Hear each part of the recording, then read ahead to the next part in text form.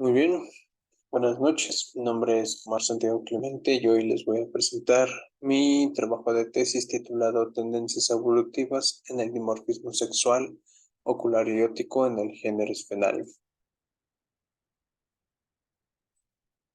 El dimorfismo sexual son diferencias en el tamaño de algunos de los atributos de hembras y machos. El dimorfismo sexual se puede explicar por selección sexual, la cual nos dice que la diferencia está dada ya que pueden incrementar la fecundidad o bien la competencia entre parejas. El dimorfismo sexual también se puede explicar por la hipótesis de segregación de nicho, la cual nos dice que hembras y machos pueden ocupar nichos diferentes debido a que tienen historias de vida diferentes, gastos energéticos diferentes y actividades diferentes. El que ocupen nichos diferentes conlleva que estén sujetos a diferentes presiones de selección. Sumado a estas diferentes presiones de selección, existen diferentes gastos energéticos asociados a la reproducción entre hembras y machos. Esta combinación de diferentes presiones de selección más diferentes gastos energéticos es lo que nos viene a producir los diferentes dimorfismos sexuales que podemos encontrar en la naturaleza. Como dije, las presiones de selección son una parte importante en el dimorfismo sexual y las presiones de selección están dadas por el ambiente. Un elemento importante del ambiente es la luz, ya que le permite a los organismos forrajear, depredar o bien buscar pareja. El ambiente lumínico es afectado por las características de la vegetación como la densidad, la altura de los árboles, la apertura y cierre del dosel, así como factores abióticos como la cantidad de nubes, topografía, la incidencia de rayos solares y también podemos adicionar la temperatura y la precipitación. Estos últimos dos debido a que son factores que determinan las características de la estructura de la vegetación en diferentes comunidades vegetales. El ambiente lumínico es relevante ya que no es lo mismo habitar el suelo que el dosel de un bosque. Las características de la vegetación, como la densidad de la vegetación, no solamente moldean el ambiente lumínico, sino que también pueden afectar cómo se dispersan las señales sonoras. Esto es importante ya que eh, las señales sonoras son importantes para eh, detectar depredadores, detectar parejas o incluso encontrar alimento. Un ejemplo importante de cómo las diferencias lumínicas pueden moldear diferencias entre hembras y machos se encuentra en el género Bombus. Se ha encontrado que en estos abejorros, en ambientes lumínicos se seleccionan machos, en ambientes con mucha incidencia de luz se seleccionan machos con ojos y con omatidias grandes. Las omatidias son los componentes de los ojos de los insectos. Interesantemente, se ha encontrado que el tamaño de las somatidias puede variar en diferentes regiones de los ojos. Esta diferencia les puede permitir o les puede proveer de una mayor agudeza visual en ciertos ambientes con diferencias lumínicas. En ciertos ambientes se pueden favorecer ciertos atributos. Sin embargo, el ambiente también es limitante o limitaciones en los organismos que puede generar que otros atributos tengan un detrimento. Esta correlación inversa entre un atributo que es favorecido mientras que otro atributo que tiene un detrimento se le llama como se le llama disyuntiva evolutiva. Las disyuntivas evolutivas se Las disyuntivas evolutivas se definen como un costo en la adecuación donde un atributo es favorecido mientras que otro tiene un detrimento. Estas disyuntivas evolutivas generan una restricción en la evolución de los caracteres. Un ejemplo de cómo una disyuntiva evolutiva asociado a un órgano sensorial se encuentra en las especies del género Drosophila. Se ha encontrado que existe una correlación inversa entre el número de omatirias, que son los componentes de los ojos, y el número de sensilias, que son los componentes de los funículos. Estos órganos son órganos olfatorios y son los que se encuentran en azul. Se ha encontrado que en ambientes con mucha luz se favorecen especies donde el número de omatirias es mayor y el tamaño de los ojos también llega a ser mayor, mientras que en ambientes donde existe muy poca luz se favorecen especies donde el número de sensilias es mayor.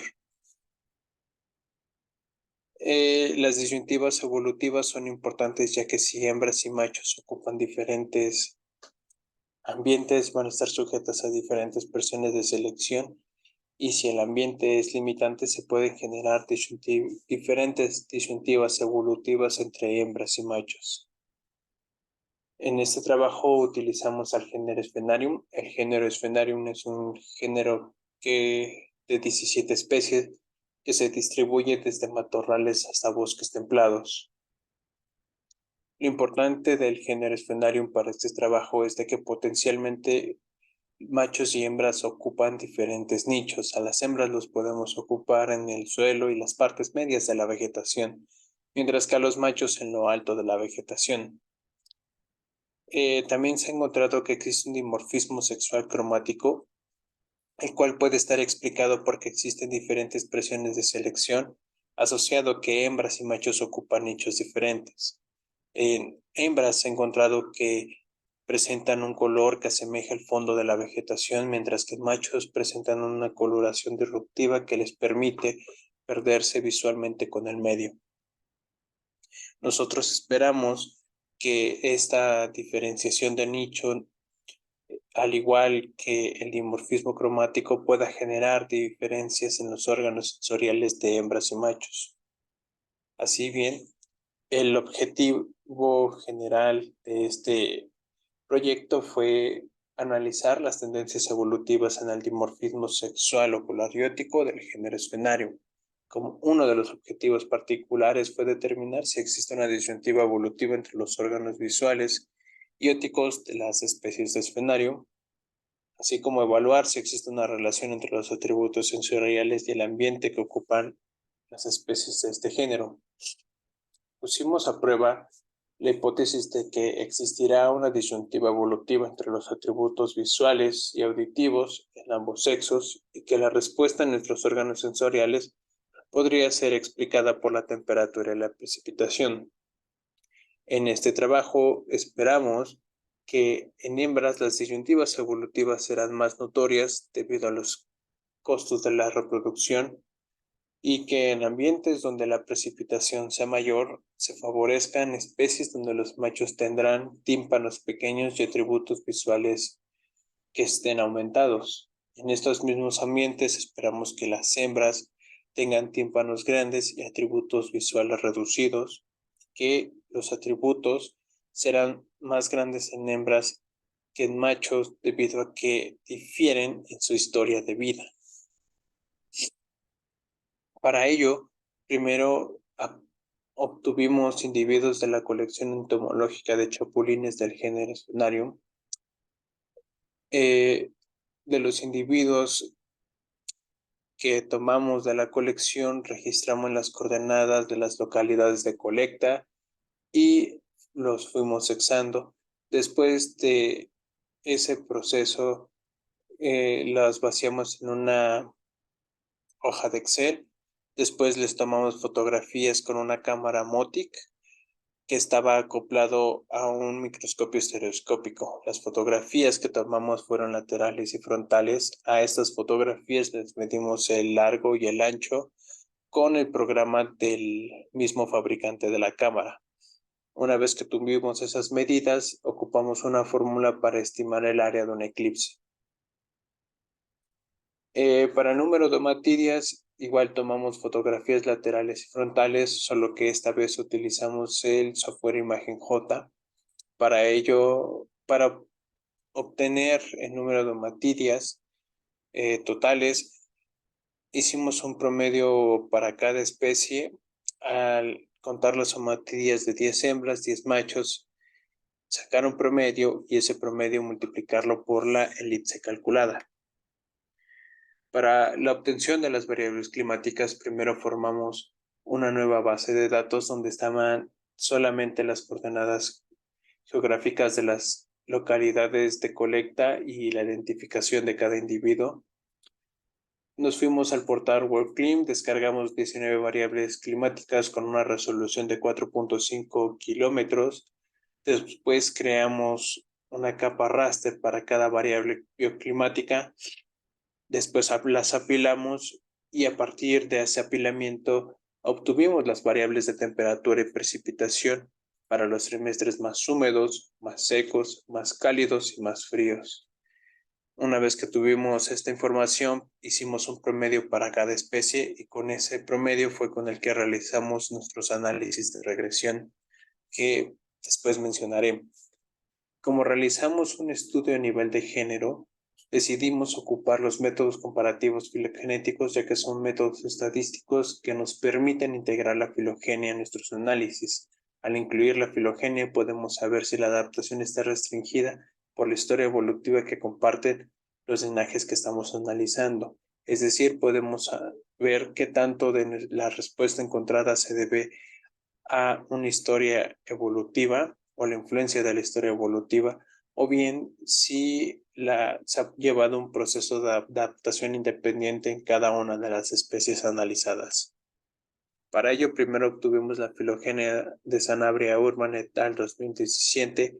Esa filogenia la volvimos un árbol ultramétrico y con ella construimos una estructura de varianza, covarianza, que de esta forma podemos integrarla a nuestros análisis de regresión lineal. Una vez que tuvimos la filogenia, también pudimos estimar otros indicadores como la señal filogenética o también llamada lambda, la cual nos dice la cual es un valor que va de 1 a 0, donde 1 nos señala que los caracteres asemejan caracteres pasados, es decir, que la influencia de la historia evolutiva en los caracteres actuales es fuerte, mientras que un valor de 0 nos dice que ha existido una evolución independiente en cada uno de los linajes que estamos estudiando.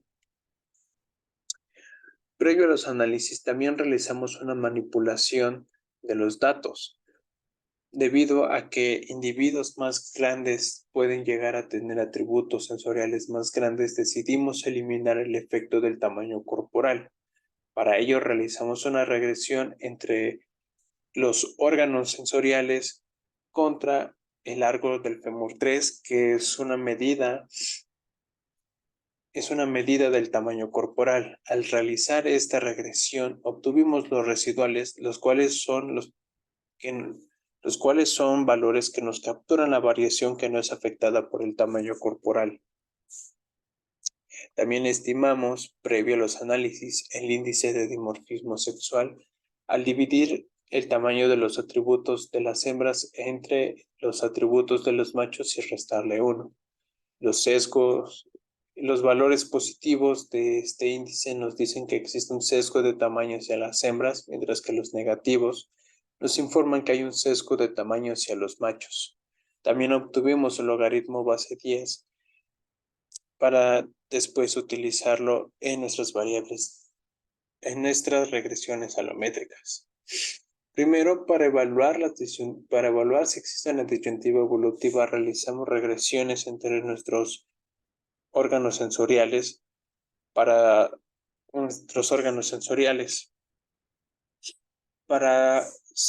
saber si el clima nos puede explicar el tamaño en nuestros órganos sensoriales. Primero realizamos una regresión entre todas las variables de temperatura y precipitación contra nuestros órganos sensoriales para después realizar una selección de modelo mediante el criterio de información de Akaike. El modelo seleccionado fue el que utilizamos para obtener nuestros datos. Finalmente, con el logaritmo base 10, realizamos un análisis de contrastes independientes. El resultado de este análisis lo llevamos una regresión de tipo 2 o una regresión de G mayor. Con esta regresión de G mayor podemos saber si existen caracteres más grandes en hembras o en machos, o si los machos pueden llegar a ser más grandes que las hembras, o si el carácter es del mismo tamaño para hembras y machos. Ahora bien, en la parte de resultados solamente voy a explicar resultados que fueron significativos, y lo primero que hay que notar es de que no se detectaron disyuntivas evolutivas entre los atributos sensoriales. Esto es algo que no cumple con nuestras hipótesis de que existiría una disyuntiva evolutiva. En cuanto a las regresiones con las variables climáticas, encontramos que el número de matías en los machos se correlaciona con un ambiente templado con la temporada de lluvias frescas. Es de notar que en este atributo el valor de lambda tuvo un valor de 0.48, lo cual nos indica que existe una influencia de la historia evolutiva para este carácter. En cuanto al tamaño de los tímpanos, las especies con los machos con los tímpanos más grandes se correlacionaron con ambientes áridos como en pocas lluvias. En este caso ya no encontramos una señal filogenética, lo cual nos indica que la evolución ha sido independiente en cada linaje. Siguiendo con las regresiones significativas para el tamaño de los tímpanos en los machos, pues encontramos que la temporada de lluvias son cálidas y que las precipitaciones son moderadas. Para el tamaño de los ojos de las hembras, encontramos que las especies con hembras con ojos más grandes se encuentran en ambientes áridos con pocas lluvias. Las regresiones para el tamaño de los ojos de las hembras, pues sí, todas nos indicaron que habitaban ambientes áridos con pocas lluvias. Para el tamaño de los tímpanos, para el número de matías, encontramos que las especies con hembras que tenían un mayor número de matías se correlacionaron con ambientes secos con muy pocas lluvias, y que en estos ambientes secos existe una precipitación baja durante la temporada de lluvias. Para el tamaño de los tímpanos, encontramos que las especies con hembras que tienen tímpanos más grandes se correlacionan con ambientes secos con precipitación moderada en la temporada de lluvias. La correlación con todas las variables nos mostraron lo mismo: ambientes secos con precipitación moderada en la temporada de lluvias. Para el índice de dimorfismo sexual no encontramos una correlación positiva con las variables climáticas. Finalmente, para las regresiones alométricas encontramos una pendiente significativamente menor a 1 para el tamaño de los tímpanos. Esto nos indica que existe una relación hipalométrica, es decir, que el tamaño de los tímpanos en hembras es más grande que el tamaño de los tímpanos machos. Esto nos puede informar o nos puede sugerir que la selección natural ha sido mayor en las hembras que en los machos.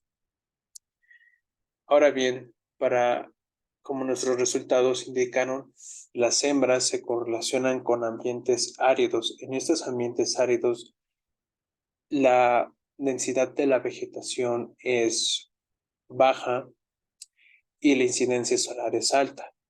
En estos ambientes, los chapulines pueden ser más susceptibles a diferentes depredadores. Hay que mencionar que las hembras se ubican en el suelo y en las partes medias de la vegetación, y que su actividad es muy nula debido a que ellas cargan con los huevecillos que después van a ovipositar. Esto las haría un poco más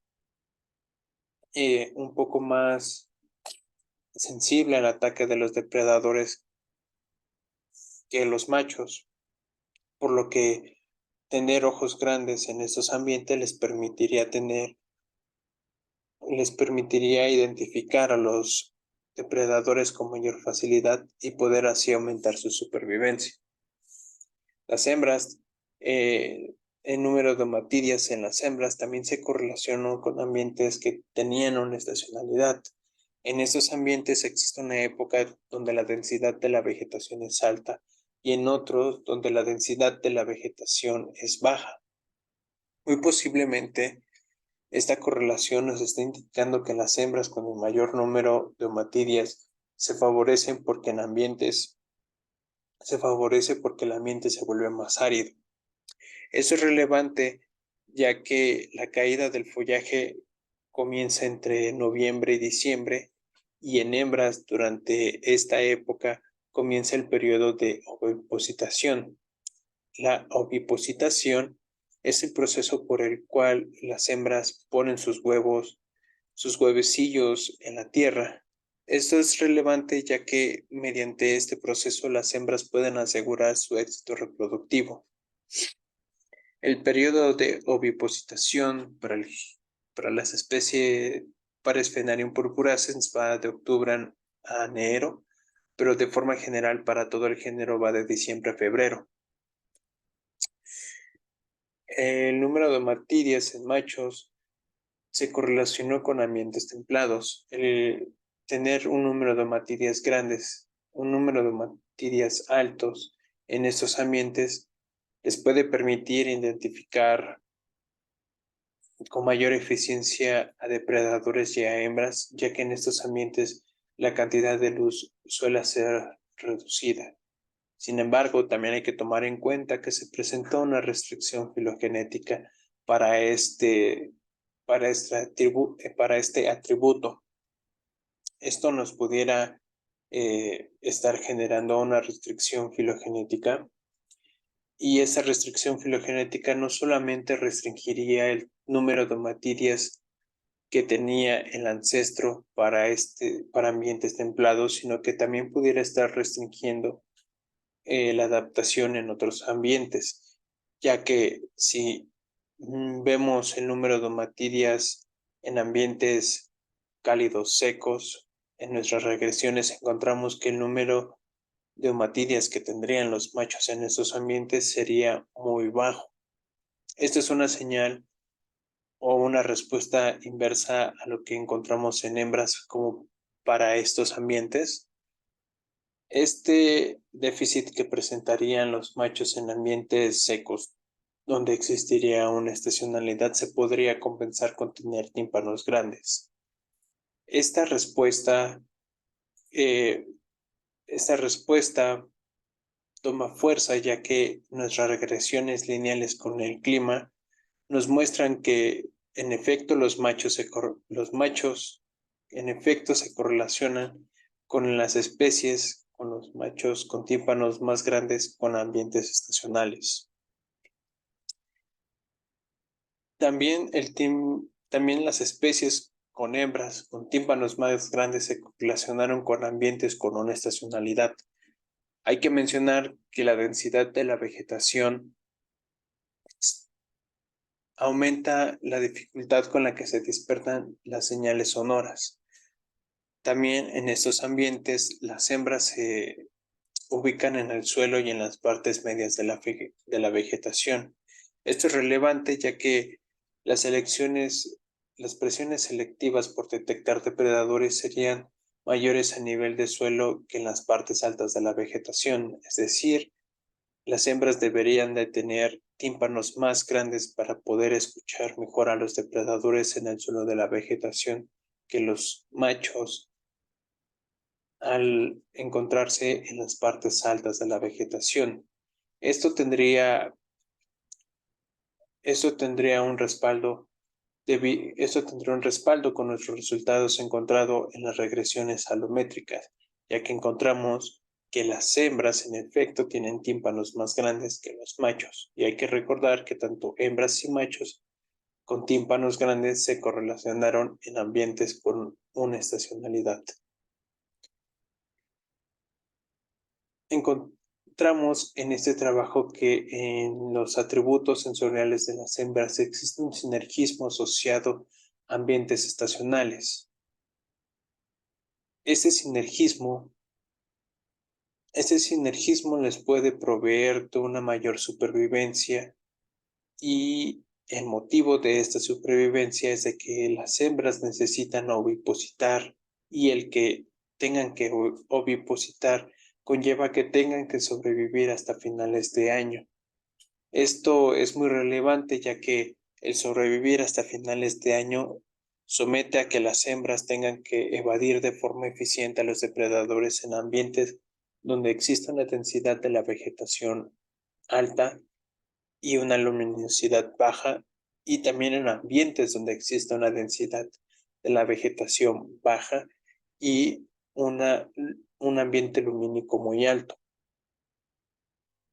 En los machos no existe este sinergismo, ya que en ellos el éxito reproductivo se asegura después de que fecundan a una hembra. Es por ello que después de fecundar a una hembra, su éxito reproductivo no cambia si ellos sobreviven o no. Y finalmente, para las conclusiones de este trabajo, encontramos que en efecto existe un dimorfismo sexual en las vías sensoriales asociado a diferentes presiones de selección, porque hembras y machos ocupan nichos diferentes. La evolución de los atributos sensoriales en hembras no ha sido limitada por disyuntivas evolutivas o por restricciones filogenéticas, pero en machos encontramos que el número de matídeas está restringido por la filogenia, y que en ambientes secos y cálidos con una estacionalidad se favorece un sinergismo en la respuesta de las vías sensoriales en hembras debido a su historia de vida. Y con esto finalizaría mi presentación. Gracias.